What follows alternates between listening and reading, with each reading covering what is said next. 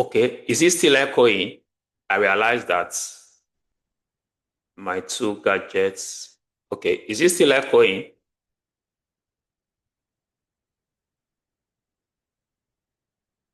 Okay, thank you, Augusta. It seems it's myself and Augusta that are in this class. Somebody said he wants to learn about how to optimize his personal finance and make a good start in the life of his or her. Okay, Lena said in the life of our children. Okay, it said the sound is okay now. Okay, let me know, why are you here? Why are you here? Let's take another 2 minutes to respond to that. If we are not saying, maybe I'll just put in the possible reasons I could come up with to learn how to raise my children to be financially sound and wealthy. Somebody said, I'm here for my kids. To learn about my personal finance. Somebody said, I'm here for my kids. Are there other people that are here to build financial platform for my children? To learn, relearn, and unlearn financial intelligence? That's for myself. All right. To gain knowledge on how to raise a financially independent child or financially independent children. Okay. To learn more about managing and multiplying money for my family. All right, awesome. I'm very certain that all of our desires will be meant to learn for myself and my children, to learn financial literacy and to raise children who know how to manage finances. Because thank you guys for those responses. I really do appreciate it. It gives kudos, it gives credence to the inspiration that led to me putting up this class.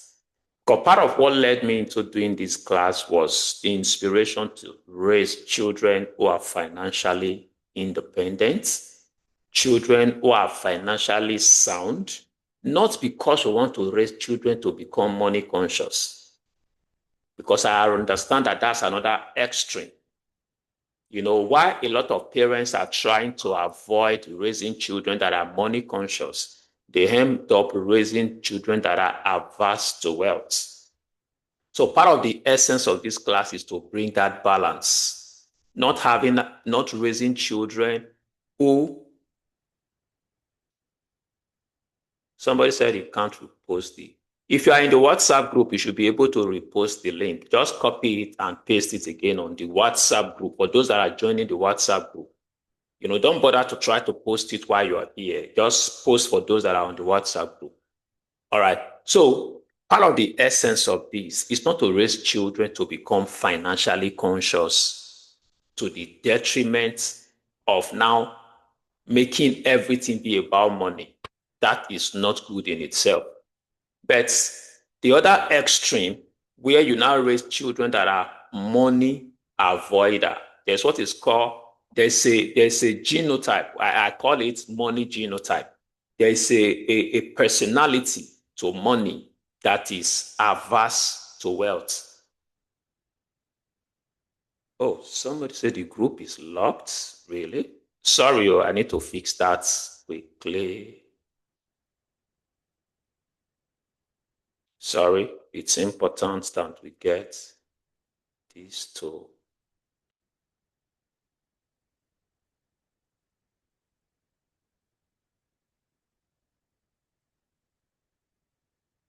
Okay, because I'm an admin,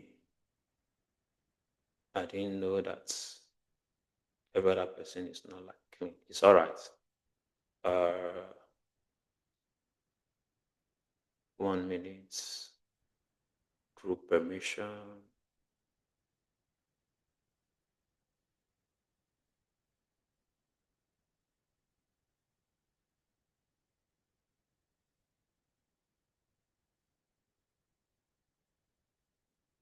Check. I'm sure anybody can post now.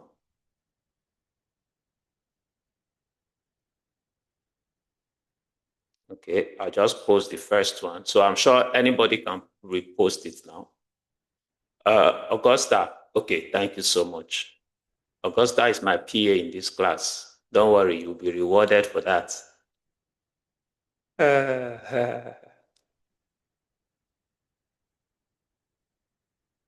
Okay, so we don't want to raise children that have become so money conscious and everything they want to do, they'll say, pay me before I do it.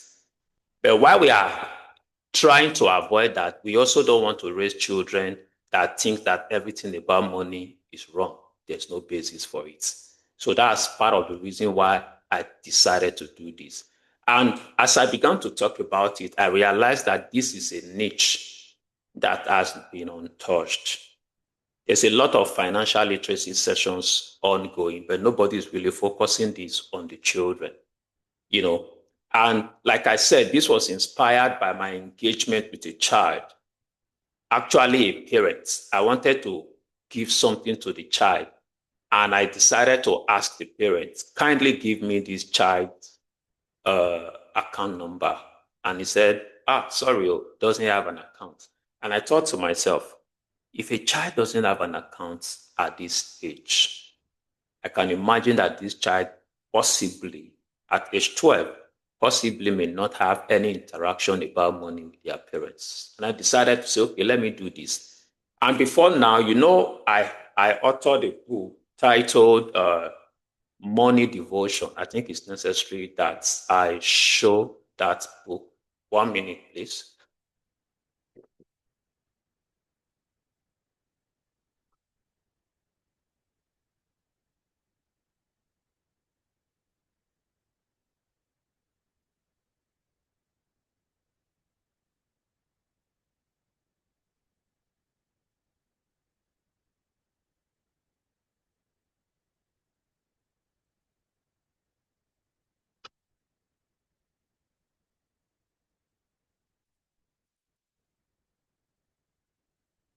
Okay.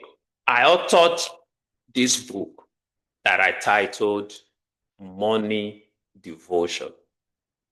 Money Devotion. And the inspiration behind the book was just the same way as Christians, we have our early morning devotion, which is spiritual. And there we talk about a lot of things. What if we have a daily devotional that help us just focus on different aspects of finance, from savings to earning to investing to understanding what is a budget, understanding all of those things, and have practical guides that every member of the family can implement as they read. So for us as a family, we also use that. So one of such days, I was having this session with my children, and I asked them after like 4 or 5 days, I said, are you guys enjoying what you're learning? They said, yes. I said, what do you think about us making this knowledge available to a lot of children? He said, Daddy, that will be fine. I said, okay, let's put this together. So we thought of it, but we eventually left it. But when I had that encounter with that child who was 12 years old, so it's like the Spirit of God reminded me, you were supposed to have done these things, you know. So I instantly said I was going to put this together.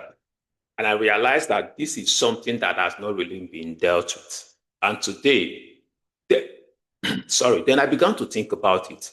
What if you're teaching these children about finance? They really don't have what it takes to implement most of the things. Of course, you can leave imprints in their spirits. You can stir up something that could become a drive, but they'll need a lot to be done by their parents before they'll be able to implement some of these things. How do I carry the parents along? I've designed this session to be free for children, and it's still free for children.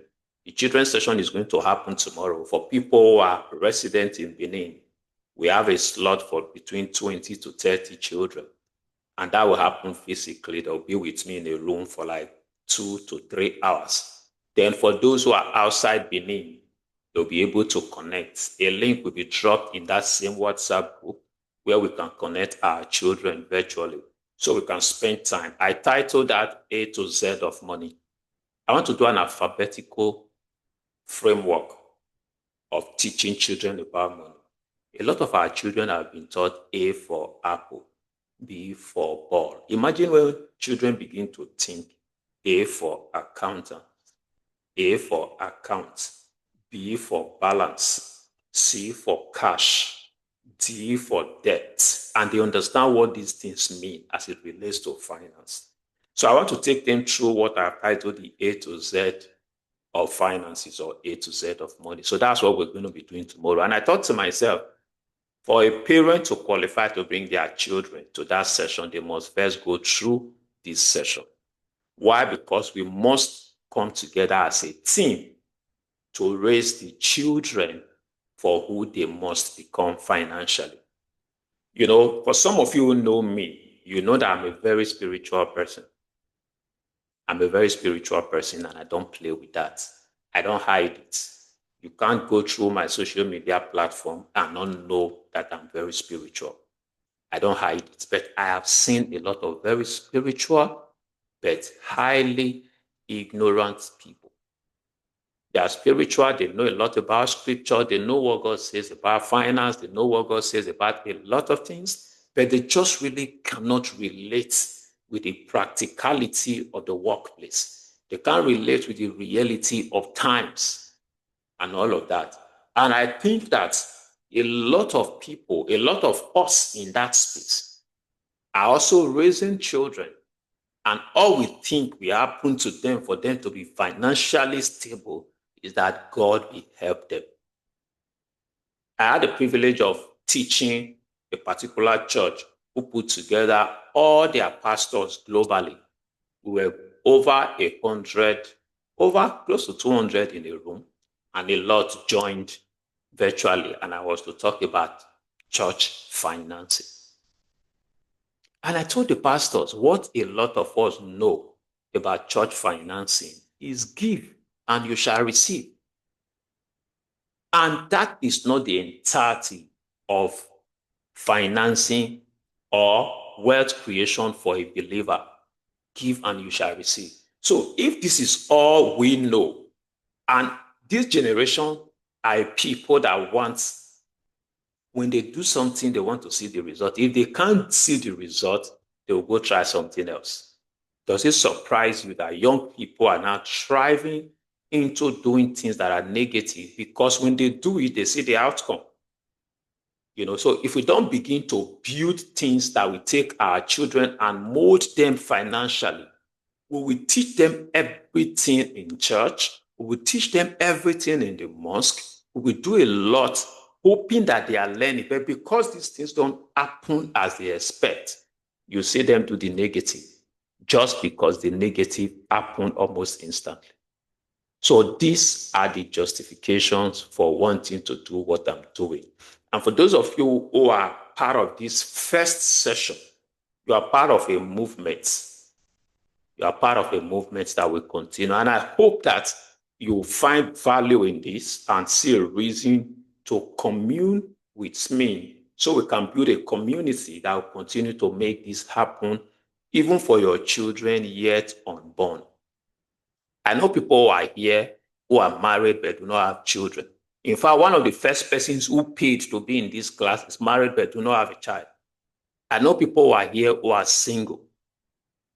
But the truth is, if I knew some of the things I'm going to share now before I got married, I'm sure none of my children today will not be boasting of having at least 5 million naira in their account or in their savings, in their investment account that have accumulated over time. So one of the benefits of this class is that the best value it had for you is the value of time and how time can compound whatever you do now. So getting this knowledge even before you have children makes you the best position for this amongst all of us. My oldest daughter is age 15. Imagine some of the things you are learning now that you will start now for a child that will come next year. And when that child will be 15, some of the things that my daughter will be struggling with now, your children would have had them. So it's awesome that you are here and you will not regret your being here. So let's take it deeper. So I need us to speak to this. What represents parental success or successful parenting to you? as an adult, what is that thing that when you say, oh, I was successful as a parent, when you look at your children, when they are old, when they have left your house, that will make you speak to yourself that, wow, thank God I was a successful parent. Please, I'll need us to engage the chat. Engage the chat. What is that thing that represents successful parenting to you as a child? Could it be this? Academically sound children? If this resonates with you, let me. Don't be shy. Kind children. And that is powerful. Kind children. Children who will be kind. Do you know a child was asked, what do you want to be in the future? And he said, I want to be happy. This teacher said, no, you don't understand the question. I said, what do you want to be in the future? He said, I want to be happy. The teacher said, no, you don't understand the question. He said, no, sir, madam. Or the child's response to the teacher is that you don't understand life. You know, they think that because the child was really right. Because the essence of everything we want to do, somebody said discipline, contentment, and let me look at I want to be able to say I've raised morally sound children, children that are kind, children that are disciplined, they have contentment, and they have compassion. Successfully transferring the right values and building the right mindset to succeed in life in them. So when you have been able to do that, you call yourself successful. Don't tell me that every one of us here don't count academically sound children as being a successful parent, because I know what happens when you go to your children's graduation and your children are being called out as the best graduating student in school. So that is it. Then secondly is spiritually and morally sound children. I'm sure this resonates with a lot of us. Those of us who have responded said so. Then thirdly, highly placed children in the society. Somebody said when they are impacting the world with the values they have to impact the world with, that I have joined in making them, recognizing them. Okay, I get it. When they are impacting the world with the values that you have inculcated in them. You know the reason why I'm asking this? It's not to get exactly what represents success to you, but I want to get, for instance, what will you count? Okay, if you look at everything that represents success, did you notice that none of us talk about having very wealthy children? Is it because we really don't think we need to have wealthy children? Because we understand that wealth without all of this value is wrong. But will you count yourself a failure if you raise children that have all of the things we have stated here? Children that are kind, children that are morally sound, children that are disciplined, they have contentment and compassion, children that are successful in transferring the right values that are built in them, children that are impacting the world. Will you call yourself a failure if you have children that have all of this, but they are financially broke? Will you call yourself, I didn't say whether you call yourself a success, will you call yourself a failure? I'm sure majority of us will not say, we tell ourselves, well, of course, as far as I have kind, financially, okay, somebody said contentment and financially balanced. I'm sure none of us will call ourselves a failure if we are able to raise children that have all of these values, but possibly they just couldn't get it right with finance. But I need you to, alongside all of the values you have written down that make you qualify yourself as a successful parent, I need you to add financial wealth as one of the things you want to inculcate in your children.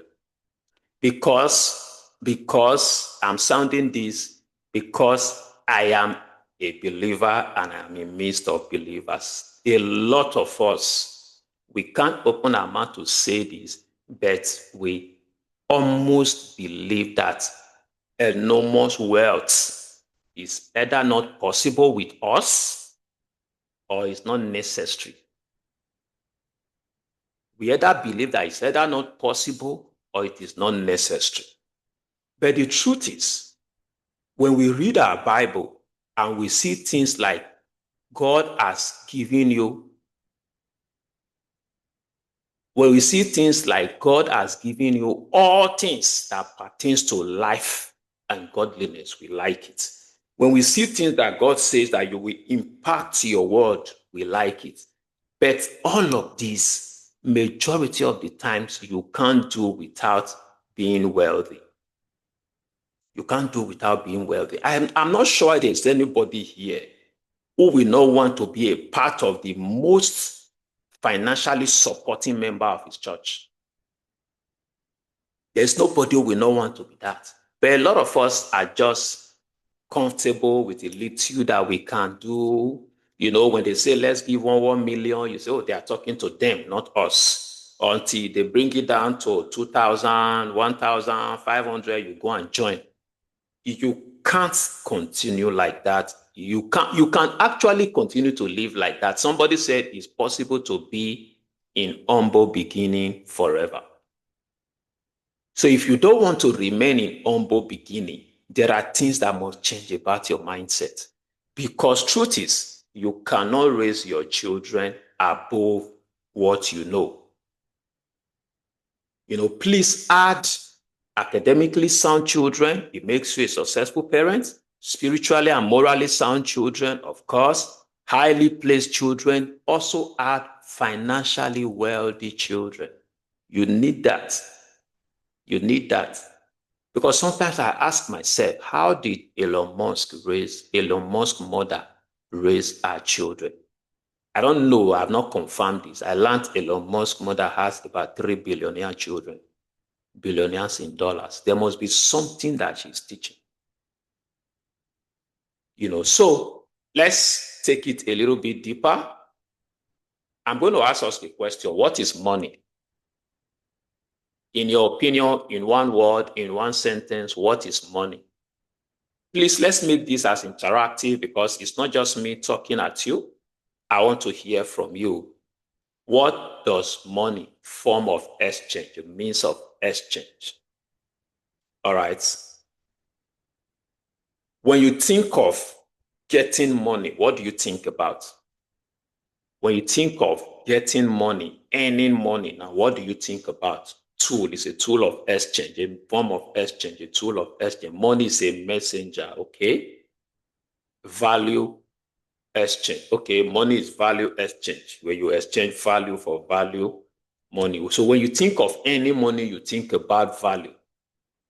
Money is a store of value. All of these are correct economically and all of that. But I want us to begin to see money from this perspective.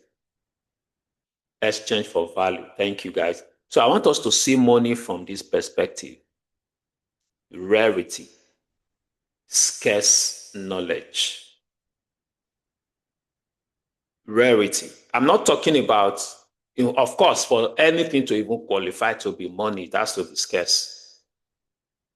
It has to be scarce. If it's everywhere, it loses value. That's why when there's so much money in the economy, the central bank of that country will try to mop out some money, So rarity, but I ascribe it to scarce knowledge. We're not just talking about you now, we're talking about your children. The most wealthy people on earth have scarce knowledge. They have knowledge in a field that command the crowd. No matter how well you search, you can't see a second Ronaldo. That's why Ronaldo in a team will cause millions of people to follow that club. Hence, the club pays him highly because what he knows to do is not something you can easily find somewhere. This is part of the things you see with musicians. There are many musicians, but you can't have two Nathaniel Bassey. You can have a like, but it's only one. So the wealthiest people have knowledge in areas that is not rowdy, that is not crowded. That's why today, if you are seeking for admission into school, they will tell you the school can only take 300 medical students, but goes to social works, they can take 2,000. Go to some courses, I don't want to demonize any course, but if you notice some of those courses that they know that this course is highly valuable. I used to ask this question: have you ever seen a medical doctor that is jobless? Because the knowledge they have is not everywhere. So when you are raising your children, I know a lot of us will say, oh, let them do what they love to do and all of that. We'll come to that. We'll come to that. There is something that we will learn once we get into this community, where the connection between what you love to do, your passion, your vocation, and all of it, where they come together. Because if you don't get that, you will do what you love, you do what you're passionate about, but yet you will be broke. So let's not raise our children with those knowledge that is everywhere. Everywhere you see, oh, follow your passion. Of course, I teach it, but there's a balance. If your passion does not command, it does not meet the next criteria of wealth, your passion, you will be passionately broke. So irrespective of, I see people come to me, they say, sir, I have this idea, I have this idea, I have this idea. I ask them, which of this idea can you do without having to add a third party to support you?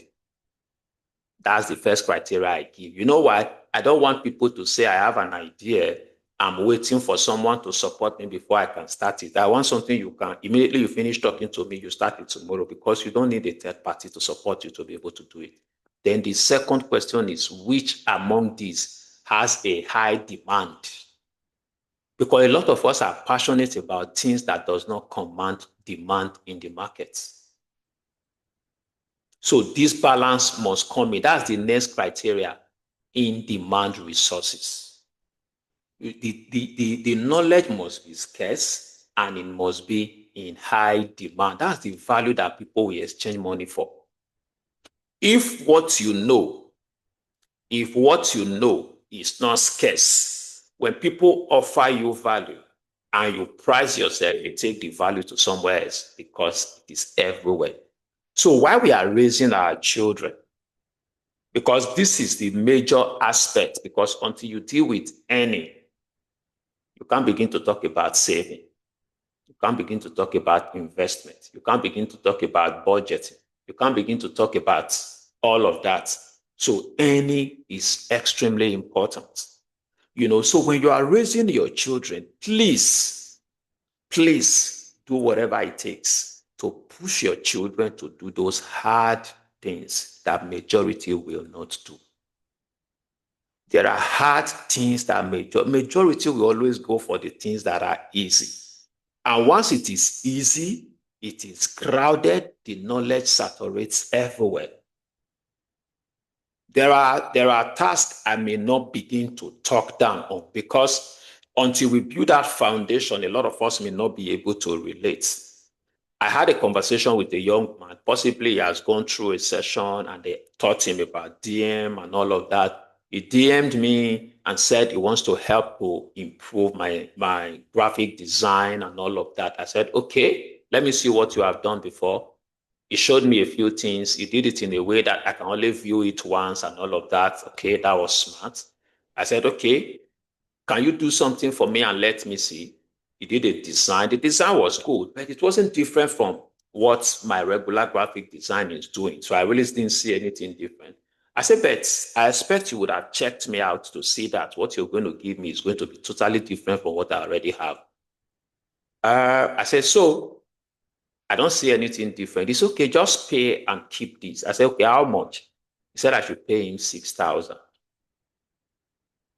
I know of people who do graphic design, like the Tony that I'm seeing here now. I know it's into brand. I know it's highly priced, but he's not just doing graphic design. He has built himself. He has won some accolades. He has been there and all that. So this young man said I should pay 6,000. And I said, no, I have access to Canva. I pay 5,600 and five of my team members have access to the same Canva for 5,600 a month. Meaning what you have given me now as a design, I can design it. So that knowledge that he has, as good as it is not scarce. It's not scarce. It's everywhere. Anybody can. Now AI are doing designs. So that knowledge is not scarce and it may not command high value. But does that mean that graphic design is bad? No, it's not. It should be a part of a crop of service that you offer. You understand? So when you think money, think about rare, scarce knowledge. The book Think and Grow Rich calls it specialized knowledge. Specialized knowledge. You don't see surgeons everywhere. You don't see pilots everywhere. I'm not sure there's any family that have two pilots that I know of. There are things you are able to do that comes in high demand and it is scarce. It will help you command more value. The third is when you think money, think about time, think about energy, think about attention. These are things that can be converted to products and services. See, the real currency of our time is in the acronym meets money, energy, attention, and time. When you are spending money, we say you are spending money. When you use time, you say, oh, let's go spend time together. The same verb. Oh, when somebody is tired, they say that guy is used out. That guy is fully spent. When somebody requires or demands your attention, they'll say, pay attention. And the truth is, these things are the things that people get paid for. There'll be time for questioning. Just hold on. If you have a question, we'll take time to take questions. So these are things that people get paid for. And this generation, some people spend their time, their energy to create content. Others take their time, energy, and attention to watch. So the system, the algorithm knows what to do. It pays those who create the content, while it collects from those who watch the content. So I need us to help our children to flip this. For every time you spend time on something, ask yourself, what did I buy with this time? Because if you give your children 1,000 to go to school, when they come back, sometimes you want to ask, what exactly did you buy? You want to make it a mandatory conversation in your house. What did you spend your time doing today? What did you spend your energy doing today? You want to be able to guide what your children are paying attention to. Because whether we like it or not, I did teaching practice recently. I'm doing a course on education and I needed to do teaching practice. When I entered the class, one of the first things I told the student is that amongst all of us right here in class, the ones that will be wealthy and the one that will be broke, they are being determined by us, by the way we are spending our time, our energy, and paying attention to what we are doing. Because a lot of things that we are taking to God, that we think it's in the hands of God, they are not actually in the hands of God. It's just humans trying to pass their responsibilities to God. Sorry, Iceman. Something is happening here. I can't see my... Can we still see my screen? Please, can we? Okay. I should be seeing it here. Okay. Sorry. Okay. Okay, sorry, something popped up on my screen that I almost took it out. Okay, so we must guide what our children do with their time, their energy, and what they pay attention to. It's very important. It's part of your responsibility. I know some of us are having struggles with our children now because all of their attention is going towards phone and all of that. Part of the things you can do is to channel knowledge. I noticed that my children like phone and all that. In fact, there's hardly any child that doesn't like phone. Now, part of the things they must do every day, there's a Bible app. They follow a Bible app to the extent I woke up my son one day, he slept up in my room. I woke him up to go to his room. After 10, he cleaned his eyes. He said, Daddy, I've not done my streak.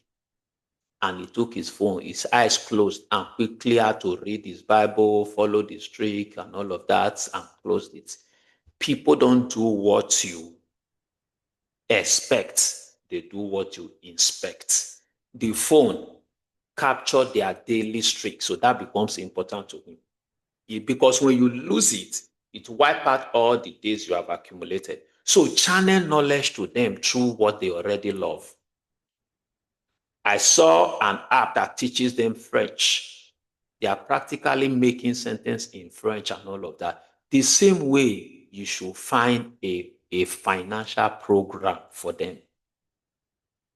A financial program for them because they already love the gadget. So channel what they want, what will make them good to the gadget. So the key point here is to teach your children that money is a tool, not the goal. Money is a ladder, but that ladder will take you to that place. Somebody said, the fact that we are a non-for-profit organization doesn't mean that we are for losses. The fact that money cannot buy happiness doesn't mean that lack of money will not strain a loving relationship. Yes, money may not be able to buy happiness, but a relationship without money will strain by the day. A lot of the couples cannot really express the love that they have for themselves to themselves. So we understand that money is important. So help your children. So there's this notion I have. A lot of parents don't understand how wealthy they already are. That's why I wrote here that you are already wealthy. So don't think about wealth and think about the future. Don't think about wealth and just think about the future. That's why when I was titling this program, I titled it How to Raise Wealthy Children, Even If You Are Broke. Some of us are so conscious of our financial states that we are unintentionally passing that emotional burden of our financial state to our children. But the truth is, I need you to do this for me. Take a paper this night. Look at the number of children you have. Because when I first saw somebody did this, he said, you live in Nigeria. Let's assume a plate of food is 1,000. Because you and I know that a plate of food of 1,000 really do not satisfy anybody. But let's just assume that a plate of food is 1,000. And you have 3 children, plus the husband and the wife, meaning you will spend 5,000 in the morning, 5,000 in the afternoon, and 5,000 in the evening. That's 15,000 naira a day. Of course, because you cook at home, it may be less, but let's take that to do the numbers. 15,000 naira a day times 10 days, that's 150,000. Times 30 days, that is 450,000 naira. That's what you that call yourself poor, that's what you spend on food every month.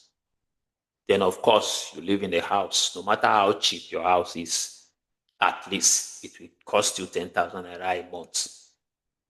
Even if you live in a 1 room or a room and a parlor, that's like 120 a year.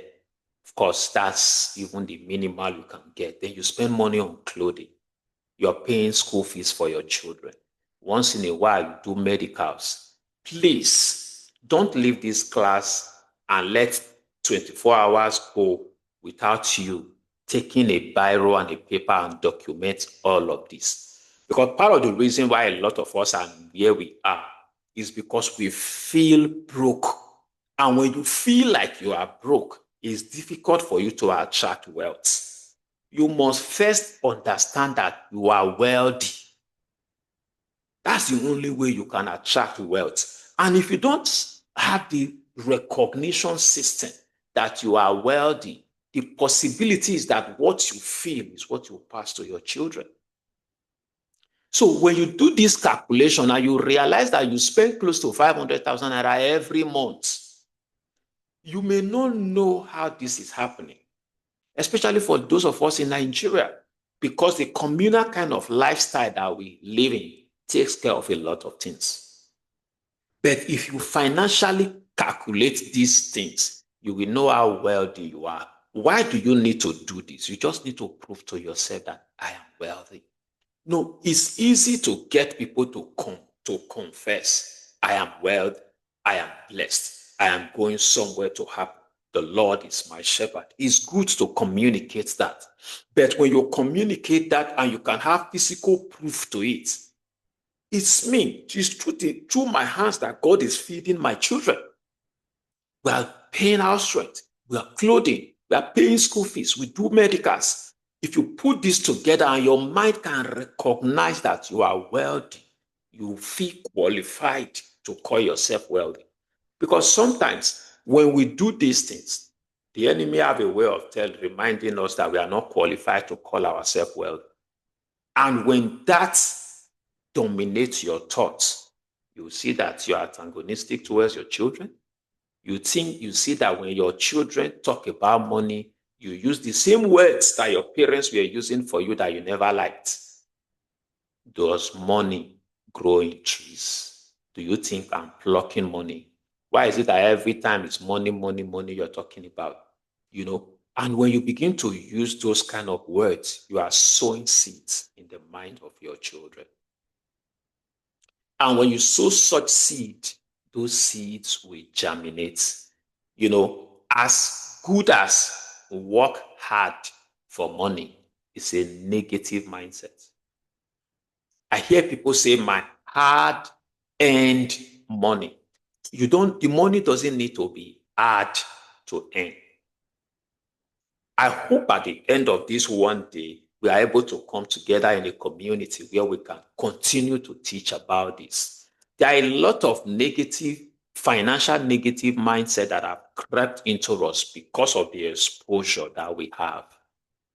Please do well to become intentional about the things you hear, about the things you accept concerning finance. So understand that you are already wealthy. And when I say this, I mean it. If you can feed 2 children, and some of you now have cars, you are feeling, you are able, I didn't even add transportation to this. And you are sustaining, you come out, you dress fine. With the high cost of buying clothes, you still dress fine. Even if all you wear is fairly used, they are still expensive. Yet you call yourself poor. I said here, wealth is not a future tense. It's what you already have and you are managing already. So tell yourself, prove it to yourself that you are already wealthy. So when we are talking about poor people, count yourself out. It's a difficult thing for people who are financially broke, who are lacking in money to accept. You can't be in a wedding and people are fighting for small things and you are a part of them. See, you may not want to, but the programming within you pushes you to do it. When me and my children are leaving the house to go for any event, I will ask, please let us eat. Say, because where we are going, you are not permitted to stretch your hand for food. If they give you by themselves, take. If for any reason it doesn't get to you, as we live there, we will drive into an eatery, we want to eat. So I don't want to see you. One day they were doing best dancer and my son came out I called him. I said, please, let today be the last day. We don't do best dancer. I have a lot of values that we live by. And my children know they can call themselves to order. We don't do best dancer. Because why? That's scarce knowledge, rare value. Best dancer is for the crowd. Leave them. We want to be among those that will reward the best dancer. You know, we talk about footballers, we talk about musicians. Someone organized, it's not now that musicians themselves have realized the need to be organizing shows. Before now, someone organizes the show, bring all the musicians, pay them, and they go. We hear what they are paid. We are celebrating them, but what happens to the person who paid them? The likes of Dangote are thinking of buying the football club. Why somebody's life ambition is to grow to play in the football club, to play in a certain club. Someone is thinking of buying the club. That is the mindset you want your children to have. And it is not difficult to plant. I read about a woman who said when they were children, when they sit down in their dining to eat, their mother gets them to do brain work. What is the brain work? Said, imagine yourself as the president of this country, and there is a challenge in the educational sector. How will you deal with it? Did you hear that? The woman I'm talking to became a president of a global company because the mother was intentionally getting them to think at that height. At that height, imagine yourself as the president of Coca-Cola. What will you do to make sure that you penetrate a new country? Imagine yourself as. Imagine yourself as. That is parenting that we're talking about. So please get it right, whether or not there is that money in your account or not. If you can afford these things, including transportation, if you can afford this thing in a country like Nigeria and you are still standing, have this at the back of your mind. You are already wealthy. You are already wealthy. You are qualified. Because in the book, Rich Dad and Poor Dad, it said the concept and the subject of money is not taught in school. It's taught at home. The reason why the poor end up raising poor children is because they teach them what brought them to where they are. And when we're talking about financial or wealth transfer is not keeping money for your children. Wealth transfer is transferring the knowledge, the mindset, the network, the relationships that builds your wealth. When you leave that in children, they will manifest their own wealth. But when you keep material wealth for them and you refuse to give them the software for wealth, they will squander them. Some of us have big names in this city that we've heard of. Their houses are being sold by their children today. So the fact that you leave material wealth for them is not what real wealth is. First, have this at the back of your mind that you are wealthy. So, having recognized the fact that you are wealthy, let's do this. Those expenses you are currently making, you have been doing them genuinely and you have been able to afford them. I want you to add this missing line of item. Beyond those other expenses you are already earning. Please, part of the assignment for this class, go ahead and open a savings account for your children, for those who do not already have. If you already have, commit to saving 5,000, 10,000, 20,000, whatever amount you can afford. Commit to saving that amount in that savings account. And when you do it, before you do it up to 2 or 3 months, go ahead and convert that into an investment account. You know, I hope you're able to join the financial parenting community that we're trying to build. How to do all of this, we will share it with us in that community. Because the person who saves 20,000 naira every month for 10 years and the person who invests 20,000 naira every month for 10 years, they are way, way apart. Look at the small example I did here. Example, if you save 20,000 monthly, times 12 will give you 240,000 naira a year. If you compound that for 10 years, it will amount to 2.4 million. No, 4,131,000. And meanwhile, if you only just save 20,000, sorry, I want to do calculation. If you only just save 20,000 every year, and at the end of the year, it amounts to 240. So 240 times 10. 240,000 times 10 years is 2.4 million. But for somebody who takes that money and put it in an investment account that compound at 9% per annum, such a person will have 4,096,000 from the contribution that somebody who saves will have 2,400,000. So that's the power of compound interest. But if you don't deal with any and begin to think about saving, investment is not possible. So some of you, looking at what you earn, ask yourself, if you decide to do this, even before you have children, because for instance, my children, I knew their name before they were born. My wife and I sat down, I wrote out their name. I gave them all their English name. My wife gave them all their native names. We knew those names before they were born. So when my first daughter was born, when I announced, I said, Karen is here. Congratulations. I called the name the day she was born.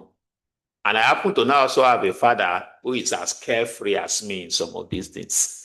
My father doesn't believe in all those naming ceremony. What name have you decided to call your child? I just tell him, that's all. So it is possible to start to put investment down for the children you are yet to give birth to. But if you also have, it's not too late to start now. Because tell yourself, if I can cope with all these expenses, sorry, I think I'm going ahead of myself. If I can cope with all these expenses, food, housing, clothing, school fees, medicals, transportation, all I am simply asking, add one more expense line to it. Investment. Because this line item is actually the seed for the generational wealth that we're talking about. Because I know we have a way of telling ourselves, the money is not even enough. You are talking about investing. No, you are talking yourself low. You are talking yourself low. As we communicate, as we come into our community, I will share with us some of the things I'm doing. I've told somebody, I said, you can never know how much I have by what you see around me. I know God has been trying to bring me to that place. And I told my wife recently, I think I'm already there. I have dealt with cash to the extent that whatever I have will never determine how I behave. And until you get there, most times, money do not really flow to you. Because a lot of us children, money determines our behavior. When you have money, you disrespect people. When you have money, you cut off from some communities that helped you when you were broke. Because money, like my pastor would say, money talks like the Holy Spirit. Money can give you directions. So that's my advice. Add this as that missing item. This is the line item that guarantees you that generational wealth. And to be frank, like I told them in the class I was taking today, there are some knowledge that I have that I can't even share. Because if I share, it will look as if you are talking above the head of people because they've not been able to even implement the little you are sharing. What I'm even sharing with you now is called the slow lane to wealth. There is a fast lane to wealth. That is what a lot of us are looking for, that drive us into Ponzi schemes, that drive us into just put the money and go and be doing your work. You get so and so percentage every month, and the percentage is outrageous. If you are ever thinking that will make you wealthy, just understand you put yourself in a system that will steal from others, pay few of you at the beginning, hoping that you will go and add to it and bring it back. And at any point in time they stop, some people will be broke while others will be wealthy. They simply collected from all those broke people and gave to the wealthy. That is not an investment. But if you don't do what you're supposed to do that can make you earn gradually, the Bible talks about he that gathereth little by little. If you don't do what you need to do, you get to a time where you become so desperate and you want to start jumping processes. One of the beautiful things about investment is that time will compound your investments. So we must keep those notions of get rich quick. Any wealth seminar that teaches you how to get money quick is a scam. It's a scam. I was telling them in a class that I took recently, Warren Buffett said, I do not have one cryptocurrency. And that's the richest and most successful investor of all time. Does that not mean that cryptocurrency is wrong? It is not. But my message to anybody who wants to invest, the first and the best investment you must first make is investment on the knowledge of investments. Let's wrap this up quickly. So these are the mindset of wealth we must all have. You can see this is the reason why I insisted on parents coming through this class before they are qualified to send their children. Because the parents, you are the soil upon which the children will be planting their seed. If you have a poverty mindset, no matter what I teach them, you will knock it off their life. That's why the target is the parents, the vehicle, the target is the children, but the vehicle is the parents. So, first, understand that children copy what they see, not what you say. When I take my children out, this was not always like that. As I began to learn, I began to do. When I take my children out for shopping, they know their budgets and you can't exceed the budget. Sometimes when they are at home, they'll say, Daddy, please, I will need this thing. Kindly add it to my budget. Kindly add it to my budget. So when we walk out, they buy within their budget. So I'm not disturbed. I already know what you are entitled to. If while we are there, we not choose to say add, is at our discretion. That's one way you must teach them. They copy what they see, not what you say. So don't be telling them what to do when you are doing the opposite. They'll rather do what you are doing. Environment shapes belief system. That's one bad thing about wealth. Wealth, what we are sharing now is information. What we are sharing now is information. The real value is when we come together as a community and build an environment where all we talk about is wealth, where we are at liberty to be vulnerable, and yet we are getting cured. So environment will shape your belief system. Let me share this with you, for instance.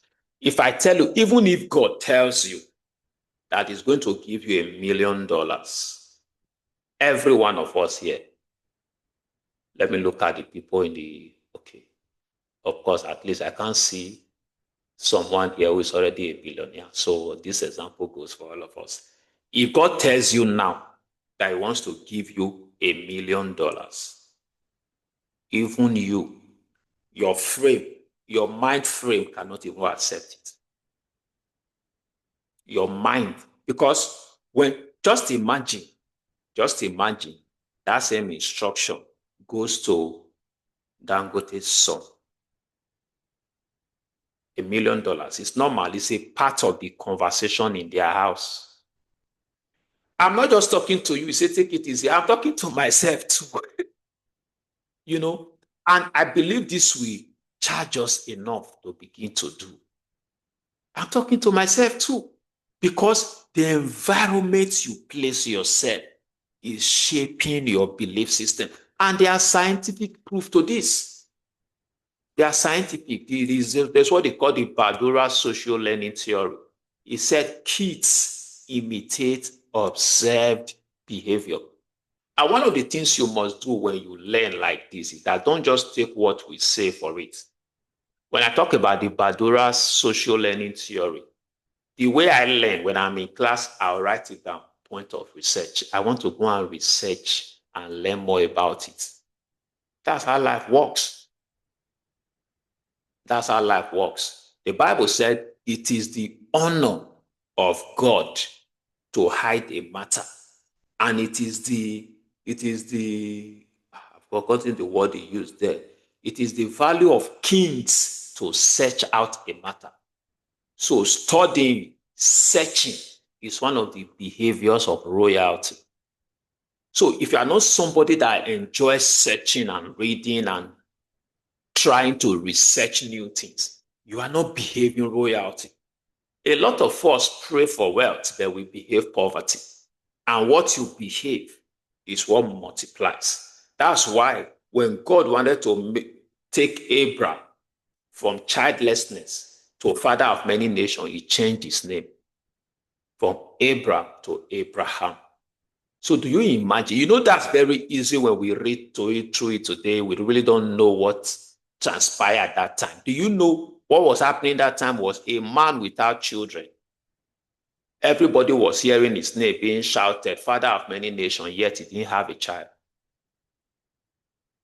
Until that thing sank into his head and became and rewired his environment. To the extent when they were waiting, yes, it is the glory of God to conceal a matter and the honor of kings to search it out. So search, research, studying is a royal behavior. It's not found amongst peasants. There's a part of the session I will share with us where we talk about the history of wealth. Because if you don't understand the history of wealth, you can't deal with the mystery of it. You know, one of such sessions we will have in our community will be where we talk about the history versus the mystery of wealth. Because a lot of time, if you don't understand the history behind what you're going through, you don't know how to break out of it. You know, so this theory talks about the fact that kids imitate observed behavior. There's what is called the neuroplasticity theory. It talks about how the brain rewires based on repeated exposure. I joined a class one time. I was sharing the story with my children. One of these, our early morning session. I joined the class during COVID, and the assignment for the first week, it was a 6 weeks class. The assignment, you can imagine during COVID, how broke I was then. The assignment for the first week was to take yourself to the most expensive hotel in your city, buy food, and make sure it is buffet. Show yourself while you are eating the food, snap yourself, snap the receipt with your name on it that you paid for it. Snap yourself while you are eating the food, snap the food, that was the assignment, and submit. And I think there were two. Then the other assignment was if you live in a city where they sell brand new cars, not used cars, brand new cars, go to the car dealership, go and price a car, sit in the car, and let them take you on a test drive. That was the assignment. You can imagine what that assignment did to our mindset. That assignment altered a lot for me as a person.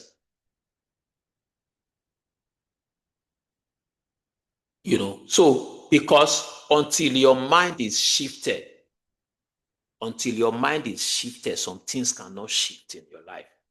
When you repeatedly expose yourself. So imagine you sit, if you spend 1 week with a billionaire, not a criminal, a billionaire that have businesses that generate wealth, and he talks in billions, you follow him out every day, just carrying his bag, a lot will begin to fall off from your mind. You get back to your house and you'll be feeling that the house is too small for you. I've had the privilege of sitting around such people. My mentor, Ugochukwu Omelgu, when you sit around him, I remember the first day I went to his house, when they served me food, I saw a vegetable leaf, raw one, on top of the food. I said, hey, voila. And the thing gave the food some kind of aroma. The food was very small. They tell you that the wealthy, they don't, is the poor that think about quantity. The rich think about quality, but the wealthy thinks about presentation. When they presented the food to me, it spoke to my mind. The Bible talks about how a king built a palace, I think for David or for one of these kings. He said, and it dawned on him that he was a king. There is an exposure that you open yourself to, and your level of wealth will arrive. You will get to appreciate how wealthy you truly are. Because the truth is, you are already wealthy. You just don't know it. Do you know what it is to have the God, the creator of heaven and earth, as your father? As your father. I think some of us should just take time and study the fatherhood of God. What I notice is that a lot of us, because of our experiences with lack, that has become our reality. That has become our mindset. One of the things you must do is to begin to cut off from some relationship, from some network, pull out of some WhatsApp groups, because they are perpetuating your smallness. They are perpetuating your poverty. Then there's what is called the epigenetic theory. It talks about environment influences genetic expressions, including wealth-related behavior. Epigenetic talks about how your environment influences your genetic expression. Your environment matters. I was in a class with Ugochukwu Omelgu when he was teaching about how the impact of environment and all of that. I said, sir, I raised up my hand. He said, okay, can I hear you? I said, does it mean that those of us who live in a poor environment in our city, we are already in trouble? He said, you want me to tell you the truth? Or you want me to sugarcoat it? I said, sir, we are here for the truth. He said, you are. He said, do whatever it takes to go to a wealthy environment in whatever city you live. Then he began to share with us the power of vibration. The power of vibration. Do you know what it is? You live in an area where there's an issue of 50,000 for 1 week, for 1 month. Everybody is rallying around to fix it, and the money is not forthcoming. And meanwhile, in another area, there's an issue of 1 million. Before you even got told they fixed it, and they will not tell you, oh, that issue that happened with the light, it cost us about 1.2 million, but you are hearing and it's already done. You can't be in such an environment and be thinking 2,000, 5,000. Say, let's gather. So please do everything to locate. And when you can't afford to just pack your load and move, please, in your phone, create communities. Create communities where all you hear about is something that challenges you to be better. Some of the communities I belong to, I pay as high as 100,000 a year to be there. Sometimes a whole month, I will not even open what they are sharing there. But I just can't leave. Because 1 or 2 weeks that I will spend there to listen to the things that is happening there, it shapes my mind. I belong to a community where I spend 1.8 million naira to be there. This is not me trying to impress you.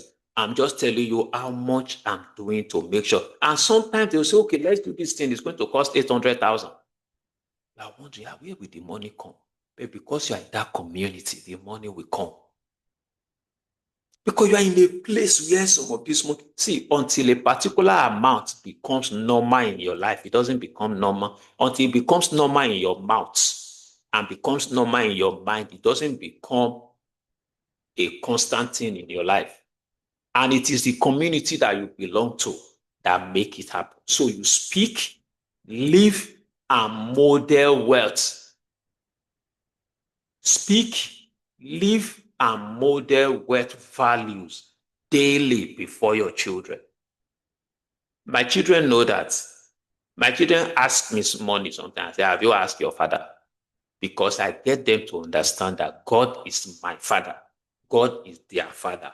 God entrusted them to me to take care of. So even when they need things, they should talk to their father. Their father is at liberty to supply through me or through any other means. Their father is at liberty to supply through me or through any other means. I am not God. And I am not the breadwinner. I'm only one of the means through which their father supplies. And their father owns the earth. He's at liberty to talk to Bill Gates and say, send them money. He's at liberty to talk to someone you don't even know. That is scholarship. That is all of these things. So you must think so that when you are planning, you are not planning based on the little you are earning. But until this becomes your mindset, you can't push it to the children.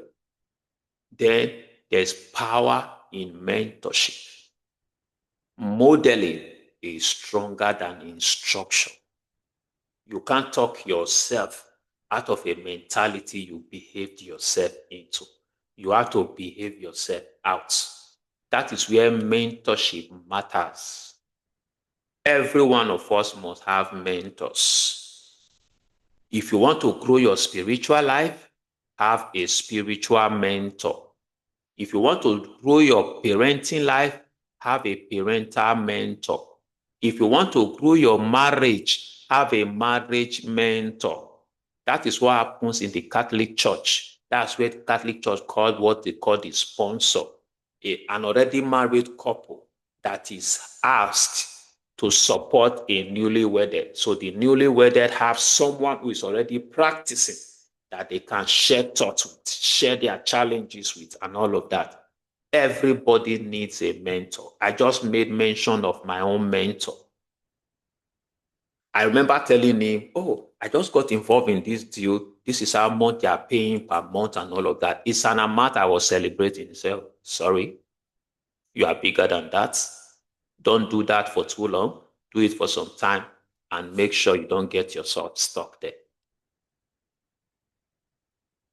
I said, something that me I'm thanking God for.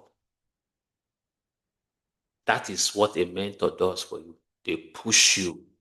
A mentor is that person that qualifies you to come into a room. Do you know there are some rooms? The only means of opening the door is inside, it's not outside. Only someone who is already inside can open the door for you. And that's what a mentor does for you. So you must surround your children with mentors.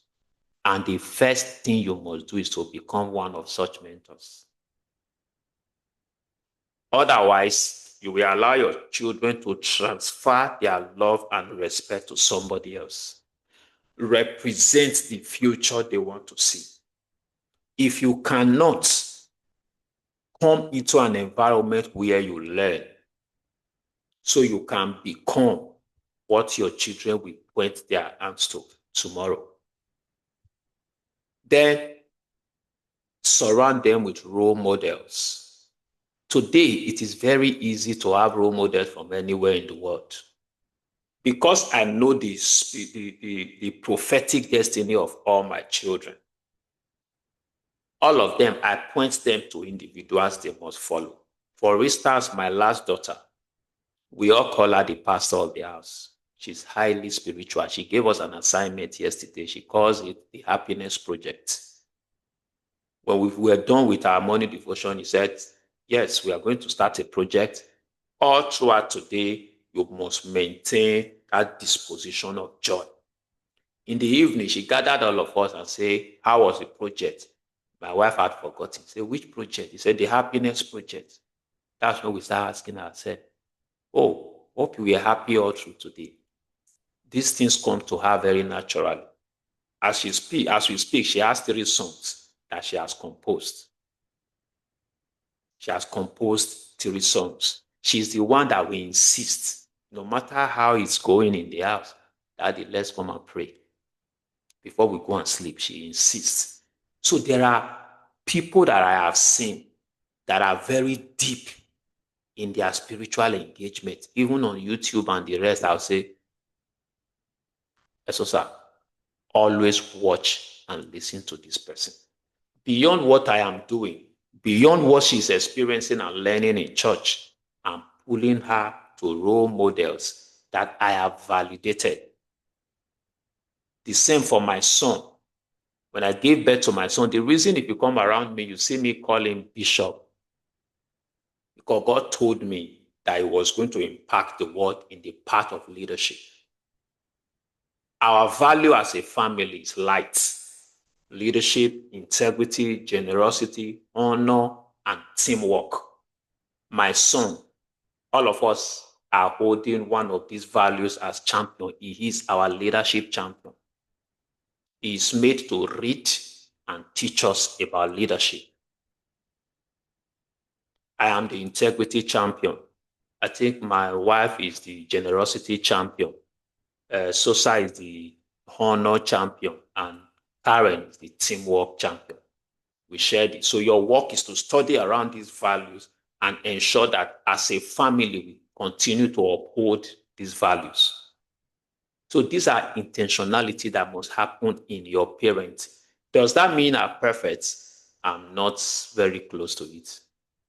But I just believe in that, what is called the power of 1%. Anything you do 1% better than the other, you are at liberty to teach the other. And I think that some of these things have worked well for me. Then create a wealth-friendly environment. Some of us, the environment around our house repels wealth. The environment perpetuates poverty. The environment perpetuates poverty. The words you use for your children. Today, my son just entered the room, he put on the television, he sat down, packaged his food, he on the AC, he on the television. I said, what are you doing? He said, I want to just enjoy life. He said, I want to just enjoy life. So once in a while, create that environment for them.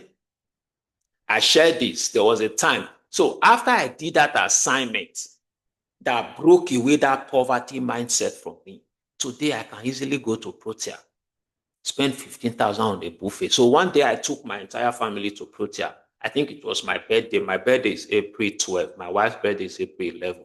So I told them, because when we are getting close to our birthday, everybody decide how they want their birthdays to be celebrated. I told them on my birthday, I'm going to take all of us to Protea. So we went to Protea.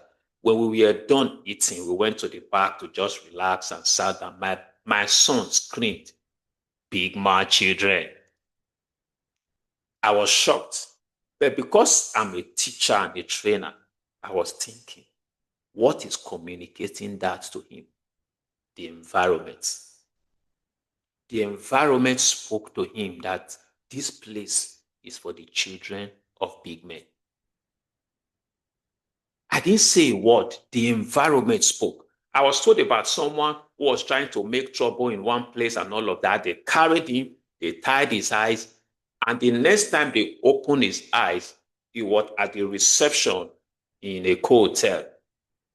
When they opened his eyes and he saw the environment he was in, he knew that that behavior is not permitted here. He arranged himself by just seeing the environment. So you need to put your children in that environment that speaks wealth. the environment will speak to their consciousness. And that is your responsibility. And sometimes these things doesn't have to be expensive. Do you know that part of I have been going to Protea without buying anything? Someone broke that jinx for me. We want to hold a meeting. We have some visitors. He says, we are going to meet them in Protea. I say, are we not going to buy? I say, we'll just buy water.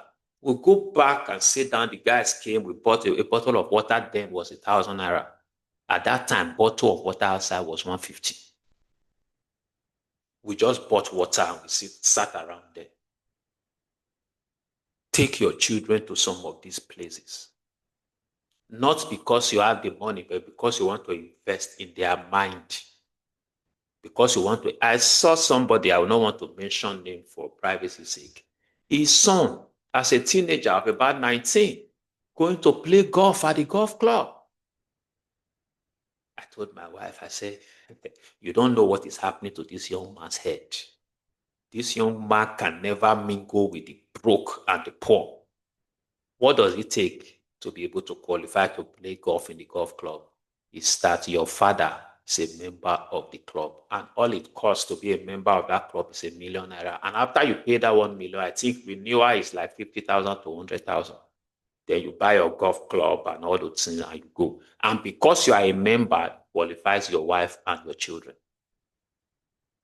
So you see it. How will such a child think that 200,000 is luxury? Why? The environment speaks. He sits down there, he sees people who are talking deals of 100 million, 200 million. It's just privileged to be in their midst. So this is part of your responsibility. Let them see, let them touch, and let them mingle with the reality you desire for them. Take them to some of your people's homes who are wealthy. When they think about going, just be sure that these people are making money legitimately and they stand for the same values that you represent. So you don't want to take your children to a house where people are making money through illegitimate ways. Your children will become exposed to that. So you don't want that. So that is very important. I think a lot has been said. So how do I start? I said that children modeling is stronger than instruction.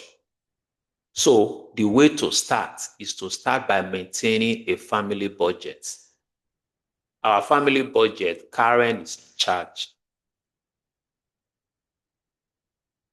Have we been perfectly doing that? Not always, but Karen is in charge. So when we spend money, we send to her. She's the one documenting. You know what that is doing?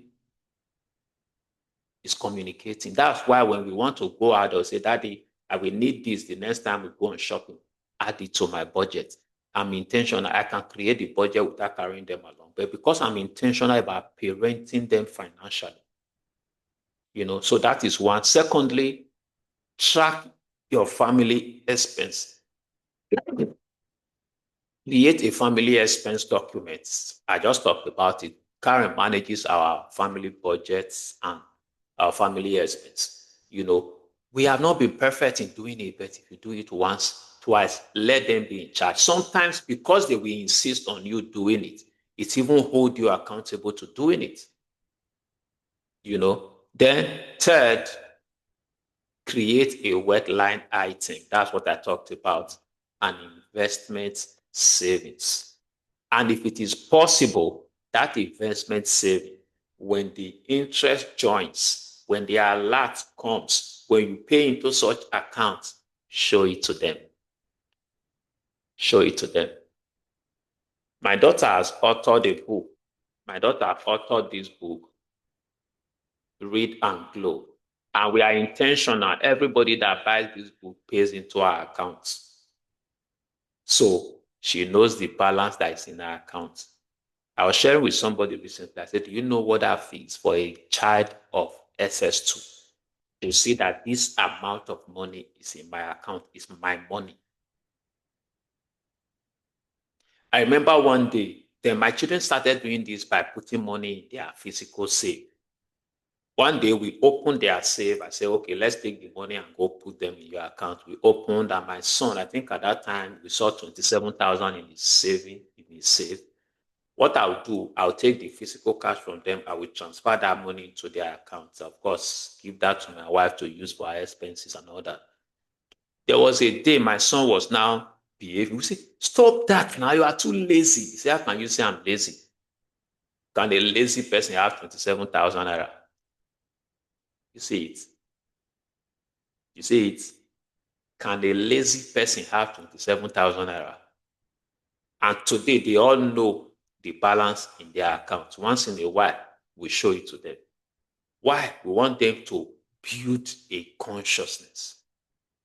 And as the money goes into savings, into investment, as the investment is improving, they are also seeing it. Then share financial lessons with them in simple languages. That's why everybody needs this book. And like I said, majority of you are here in this conversation free of charge. But I'm going to give some rebates to people who paid to join this conversation. And one of that is going to be the book. And I think some persons who paid for this already have this book. They have bought this book from me before and they still paid. I'm also going to find a way to make sure that the 10,000 they paid to bring them here, they will get it back in one of my service or my products so that everybody becomes equal. Everybody gets this training for free. So then expose them to financial mentors and books. Your children should be reading a book per time. This is the book my son just finished reading. Some of you, as believers, I'm not sure you have read this book. E.W. Kenyon, The New Creation Reality. My boy just finished reading it. Since the holiday started, the holiday has gone far. So it's not just only money I teach them spiritual things. And this is the one he started today.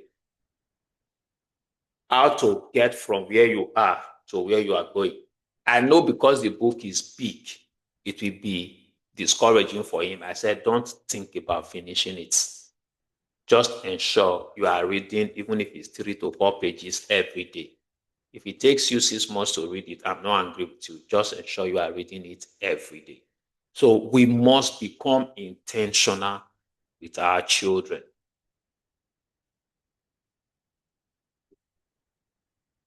So I want to introduce to us a community.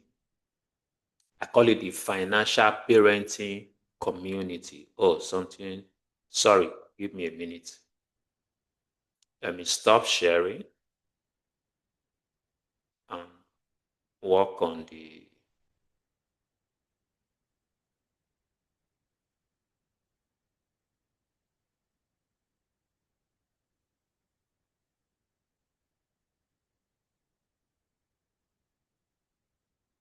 Sorry, 1 minute.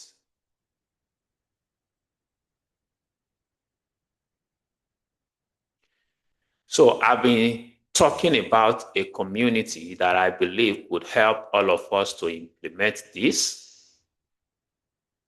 And I'm going to introduce that to us. And I hope before I do that, I hope I have not wasted your time. Maybe I'll give us the privilege to just speak back to me before I do that. In another 10 minutes maximum, we should wrap this up. Let me give us the opportunity to just talk back to me. If you want to share anything that have stood out for you, just raise up your hand and I will mute you to share. Thank you, Augusta. Said I have not wasted our time. Thank you. Thank you. Do you want to just share something or just leave a comment at the comment section so we can conserve time? Just leave a comment at this comment section. What exactly stood out for you in the course of this conversation? I'm going to share my screen again.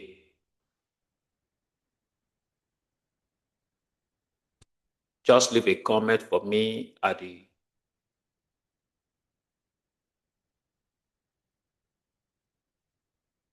Sorry, I have to.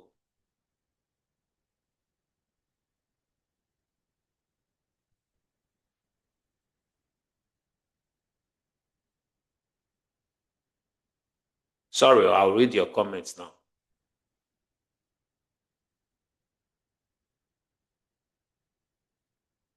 Okay, don't leave material wealth for kids. Okay, give them the software for wealth. That's awesome. Thank you. Because the truth is, in life, just as we deal with in our gadgets and all of that, there is the software and the hardware.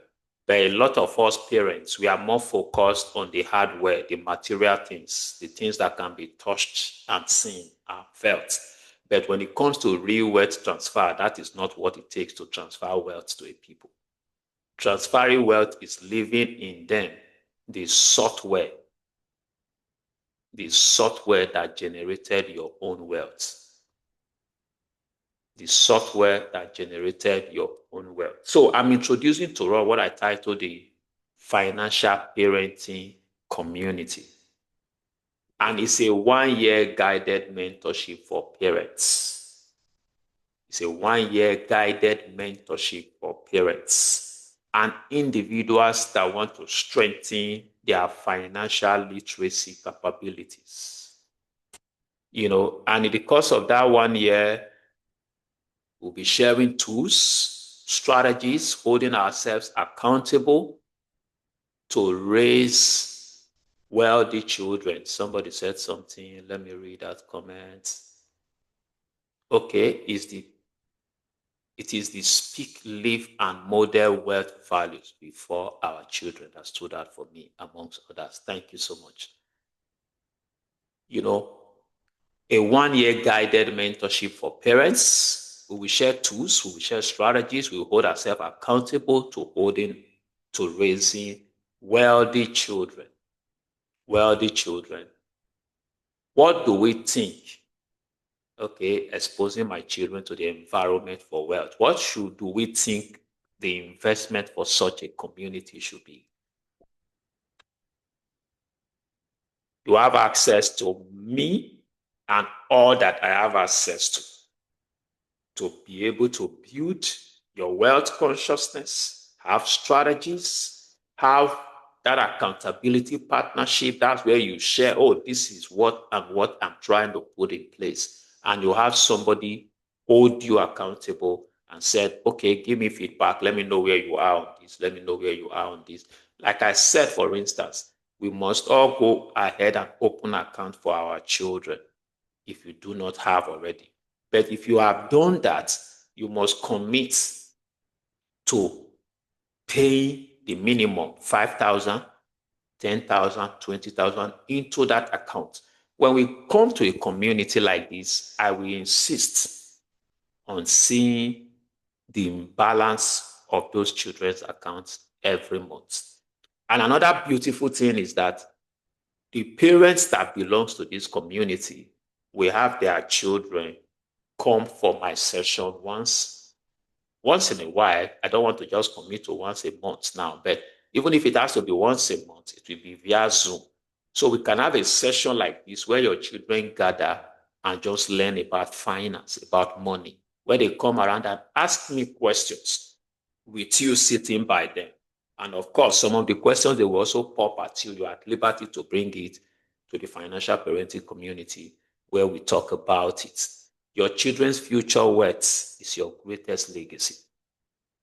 To be frank, the fact that your children are morally sound, spiritually balanced, and wealthy, because it is possible to be morally sound, spiritually balanced, and yet a slave to money.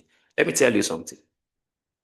The love of money is the root of evil, but the lack of money will cause even the most morally sound person to commit crime. I know of a parent who said, that parent, I'm practically trying to see how I can help them break out of this poverty mindset, because some years back, their child was crying at midnight for food. They couldn't afford food for that child. That left a bent in the mind of the father. Today, the father would rather take a menial job just to make sure he has money to send home for food. And what that has done for him is that it puts him in a circle of pressure. It puts him in a circle of pressure. For instance, if we accept a job for 100,000, a job that he quoted 450 for, they will price it to 100,000. He will still accept. He will practically spend 90,000 to do that job and go home with 10,000. And because he's under pressure, sometimes the job will not come out well. Sometimes he loses relationship. Why? Because there is a bet in his mind. And what that speaks to him is that I have to do anything to just make sure I get the money. But that is not right in itself. So it's possible to be morally right, but such a person, if God does not help him, if he has to do crime to get money, he will do it. So part of the goal is to ensure that we have children that are not slaves to money. Even the kind of job that some of us accept is a product of the slavery mentality that we have about wealth. And those are some of the things we will deal with in that community. So you don't build wealth for your children, you build it in them. You don't build wealth for your children, you build it in them. That's one of my quotes. So these are part of what we'll be looking at in that 12-month parenting. These are some of the curriculum. Of course, we'll tweak this and come up with things as they happen within the year for those of you who will be signing up for this. And for those who signs up for this, you will have access to the replay of this. But for those who do not, I'm afraid I may not give you access to the replay. The best you have written, and I'm sure you wrote while you were listening, make the best use of that and feel free to come when we have a free session subsequently. And this is how we have made it. The investment for that community is something that everybody can afford. 10,000 monthly. If you say, I don't know how this community thing will go. Well, I've been no Saisha, but I'm not sure I can commit. Just do 10,000. Just see how the first 1 month goes. And whichever you want to settle for, the higher you go, the less you pay. This is part of the things we will learn in our community. I used to share that the wealthy people spend less on everything. The wealthiest people spend less. The simple analogy I will just give, for instance, wealthy people buy bags of rice. Poor people buy cups. The woman that sells rice in the market buys one bag. The wealthy man goes and buys from the same place that woman buys. That woman that is selling rice in the market pays the children's school fees, pays house rent, builds a house, maintains his life from poor people's money. Because the poor people cannot afford a bag, they will go and buy cups. So she makes all her profit from the poor. So practically, everybody make their money from poor people because the poor have not been able to master the mindset of wealth. One of the value of wealthy people is that they buy things in bulk. So just imagine this. If you pay 10,000 naira a month, at the end of 12 months, you would have spent 120,000 naira. But someone who pays 100,000 would have saved 20,000. Different from you who pays 10,000 monthly. That's not to discourage you. Do what you can offer. And if you want to do that right now at Liberty, just follow this link, selfani.com/financial parenting community. I'll drop this link in the group. And now I will ask us to ask me questions, any questions. So we'll take time to take it. Let me go and see if I can enable you to just unmute yourself and ask your question.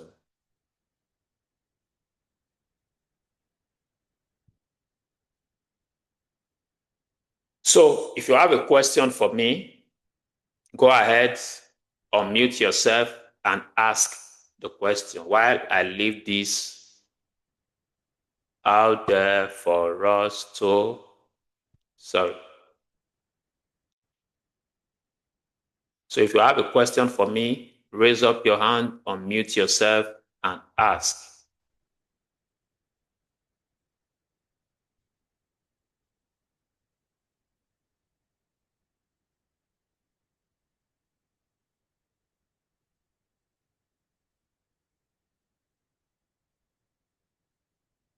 Okay, in the absence of no question, I think it will be, okay, there's a hand up. Hold on, ma'am.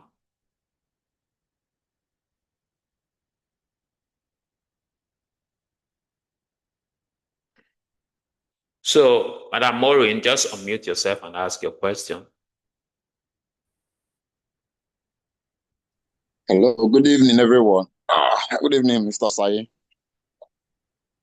You've done a great job here. I'm not hearing. This is Is she talking? I'm talking. Hello, can you hear me? Hello?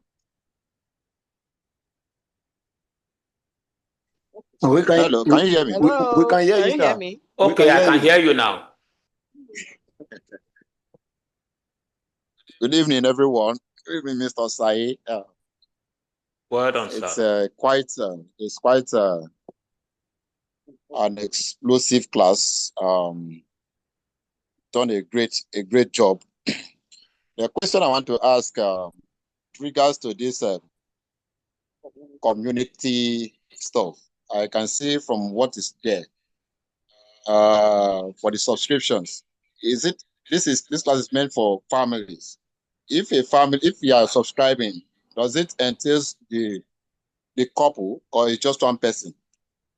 Of course, it entails a couple. Sorry, just give me 1 minute. All right. Okay. Please speak. Let me see. I'm trying to manage. I can see it's echoing. Okay, can you hear me now? Yes, I can. Okay. Yes, So that's my question. It entails a couple because most of the engagements will be virtual. Most of the engagement will be virtual, and if there's going to be physical engagement, it's only people within the city that can gather physically. Every other person will always have the privilege of joining virtually. It does not only just expose the couple, it also exposes their children to all of our children activities as it relates to financial parenting, because the goal is actually the children, but the vehicle is the parents.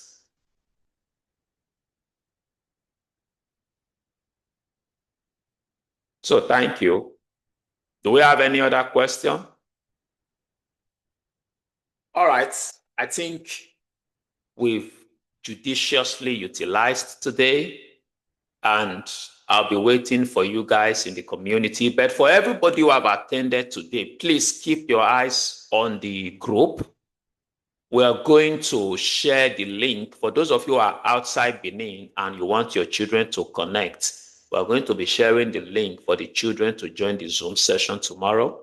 While for those of you in Benin, we'll also be dropping the location for the physical session in the group for you to bring your children. Like I said, I'll most likely just drop a Google link where you just register. If we can, let's minimize to like 2 children, because for instance, we have age 10 to 17.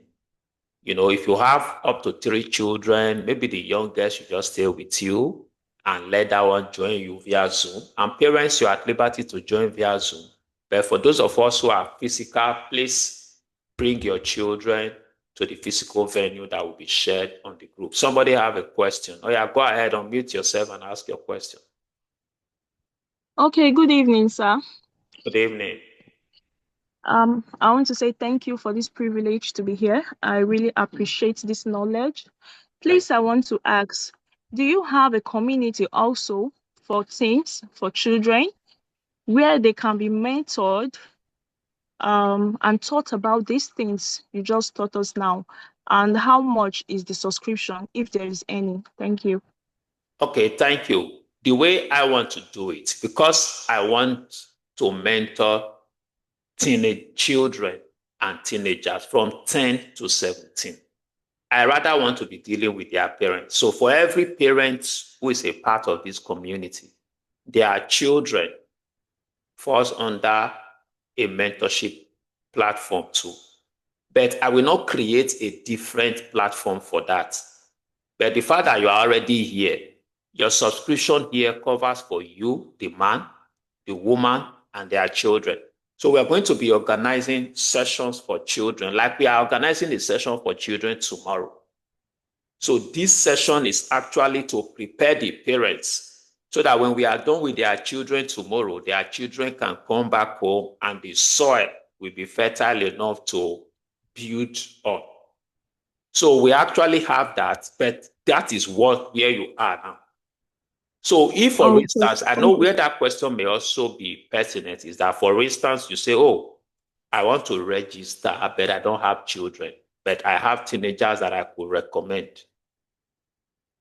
That's something we really didn't think about. But I think once you are in that community, those are things we can always figure out, especially when the sessions are virtual.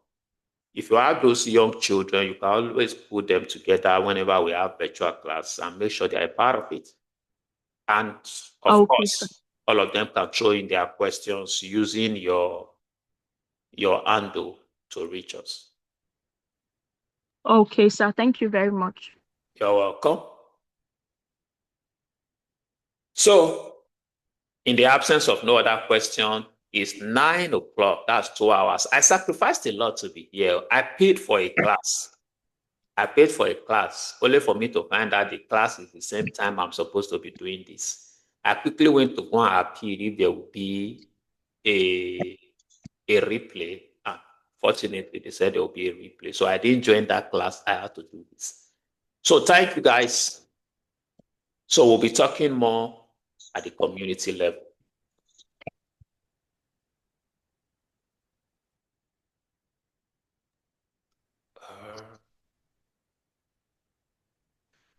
Soon, where are you? So, good night.